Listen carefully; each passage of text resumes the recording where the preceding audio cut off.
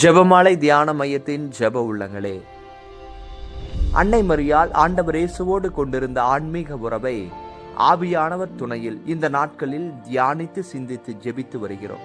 இன்றைய நாளிலே ஆவியானவர் நமக்கு தருகின்ற இறை வார்த்தை மார்க்கு நற்செய்தி 9ஆம் அதிகாரம் 4வது வசனம். மோசேயும் எலியாவும் இயேசுவோடு உரையாடி கொண்டிருந்தார்கள்.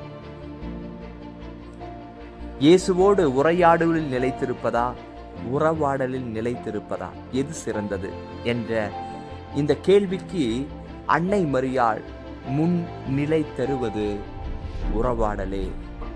இயேசுவை சுமந்து கொண்டு உறவினராய் எலிசபெத்தும் முதிர்ந்த வயது ஒரு மகனை கருத்தெடுத்திருக்கிறார் என்று சொன்னவுடனே யூதேய மலைநாட்டுக்கு சென்றார். உறவாடலாக மாறுகிறது.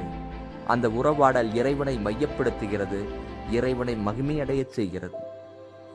அன்னை மரியாளும் இயேசுவும் திருத்தூதர்களும் கானாவூர் திருமணத்திற்கு அழைப்பு பெற்றிருந்தனர்.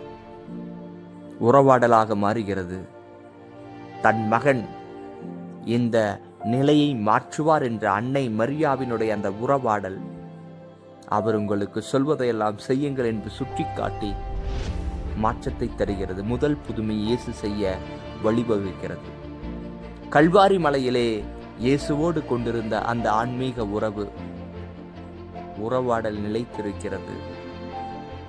தாயின் மடியில் இயேசுவாக தன்னையே தியாகத்தின் தாயாக வெளிப்படுத்துகிறார் அன்னை மரியா.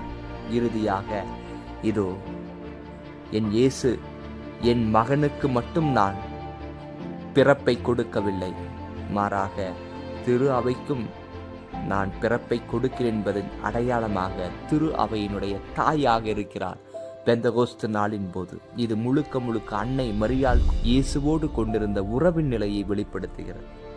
எனவே அன்னை மரியாள் நம்மோடு இருக்கும் பொழுது நாமும் இயேசுவோடு உரையாட மாட்டோம், உறவாடுவோம். அந்த உறவாடலே நம்மில் பல்வேறு விதமான பிரச்சனைகளுக்கும் தீர்வாக மாறும் என்பதை உணர்ந்து இந்த நாளில் செயல்படுவோம்.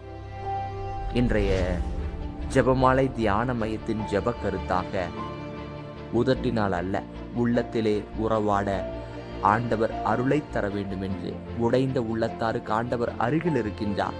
கல்லான இதயங்கள் கனிவுள்ள இதயங்களாக மாற ஜெபமாலை தியான மையத்தினுடைய வளர்ச்சிக்காக இருக்கின்ற ஒவ்வொரு நிலைகளையும் அன்னை மரியா உறவாடலிலே உருமாற்ற வேண்டும் என்று சொல்லி இயேசுவின் வழியாக ஜெபிப்போம். அன்னையே வாழ்க, இயேசுவே ஆண்டவர்.